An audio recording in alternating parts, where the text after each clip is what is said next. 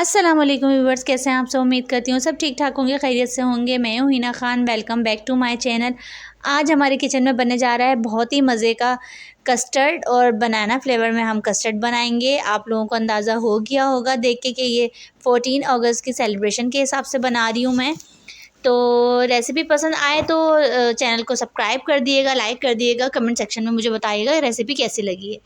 Ingredients सबसे पहले note कर लें। 3 पाव मैंने दूध ले लिया है। अच्छा, आप कोई सी भी कंपनी का मिल्क ले सकते हैं, पैकेट का ले लें, खुला हुआ ले लें, जो भी आपको समझ में आए वो ले सकते हैं आप। 4 अदद मैंने केक पीस ले लिए हैं, केले ले लिए हैं 6 अदद, और चीनी इसके लिए आपको चाहिए होगी 1 पाव के करीब। और मैंने बनाना फ्लेवर कस्टर्ड ले लिया है, क्योंकि थीम के हिसाब से मुझे ग्रीन कलर चाहिए था तो मैंने बनाना फ्लेवर ले लिया है। और ग्रीन कलर की मैंने जेली ली है, रफ़ान की जेली है, और नेशनल का कस्टर्ड है। तो चलें फिर कुकिंग की तरफ चलते हैं। सबसे पहले जेली तैयार कर लें। जेली तैयार करने के लिए 2 कप पानी उबाल के उसके अंदर आप ऐड करेंगे तमाम तर जेली का साशे। जेली का साशे ऐड करने के बाद जेली को डिज़ोल्व कर देंगे आप अच्छी तरीके से। और जब ये डिज़ोल्व हो जाएगी तो फिर इसको आप किसी भी बर्तन में डाल के ना, फिर इसको आप जो भी आपके घर में मौजूद हो खुले हुए बर्तन आप लीजिएगा। तो उसके अंदर आप फिर पहले रूम टेम्परेचर पे उसको ठंडा करेंगे, फिर आप इसको फ्रिज में रखेंगे। ठीक है, तो जो भी आपके घर में हो मौजूद मैंने इसके अंदर निकाल ली है, जो भी मुझे सहूलत लगी थी। तो इस तरीके से आप निकाल लिएगा जेली को। ठीक है, तो बाकी कस्टर्ड की तरफ चलते हैं। दूध उबल चुका है, अब इसके अंदर मैं ऐड कर दूंगी चीनी। चीनी आप अपने हिसाब से भी ले सकते हैं, लेकिन मैंने 1 पाव ली है, 1 पाव मिकदार मुझे मुनासिब लगी थी। अब इसको मैं डिज़ोल्व कर दूंगी, मिक्स कर दूंगी, ताकि ये हल हो जाए मिल्क के अंदर तमाम तर चीनी। और अब मैं तैयार कर लूँगी कस्टर्ड।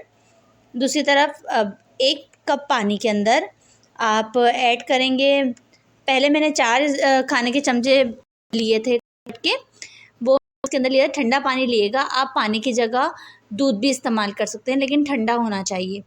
ठीक है, उसके अंदर आप 4 चमचे ऐड करेंगे कस्टर्ड के, और फिर इसको डिज़ोल्व कर लेंगे। ध्यान रखें कि कोई गुठली उसके अंदर ना हो, कोई गिल्ट ना हो उसके अंदर, और अच्छे तरीके से इसको डिज़ोल्व कर दिएगा।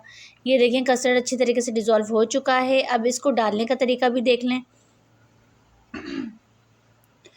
अच्छा, अब इसको डालेंगे कैसे कि एक हाथ से आप चमचा चलाते रहेंगे और दूसरे हाथ से आपने कस्टर्ड ऐड करना है, ताकि गुठलियाँ ना हों।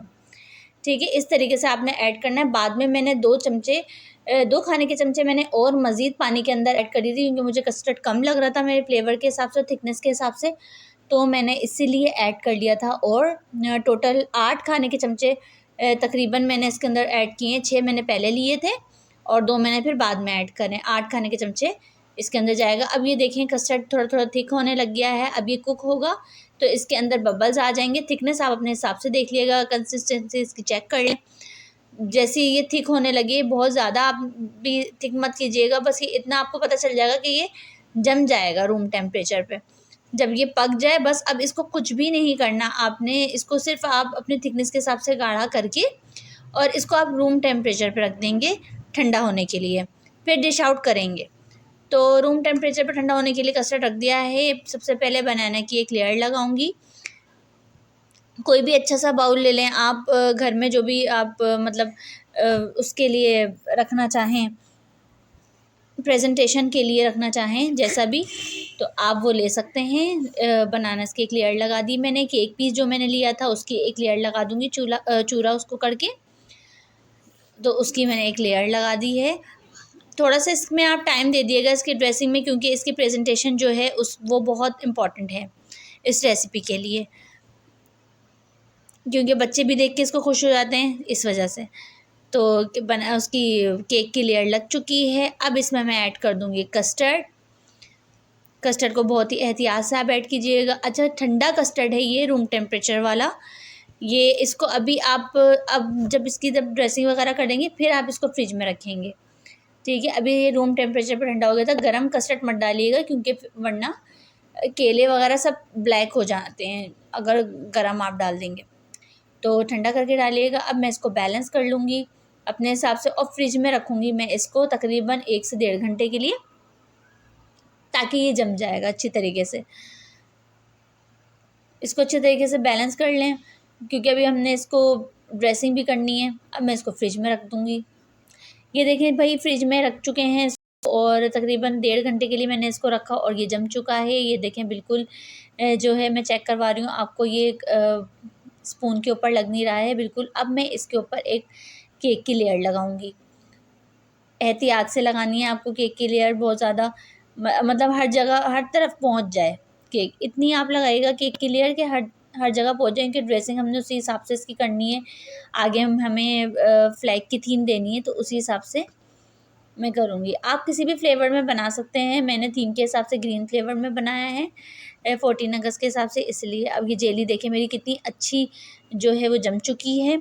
इसको मैंने डिश आउट कर दिया है और जो भी मुझे खाली जगह लगी थी उसको मैंने फिल कर देना है। बाकी की जेली जो मैंने अलग से जमाई थी उसको कट कर के मैं तमाम तर खाली जगह है उसकी फ़िल कर दूँगी, क्योंकि मुझे अभी इसके ऊपर फ्लैग की थीम लगानी है।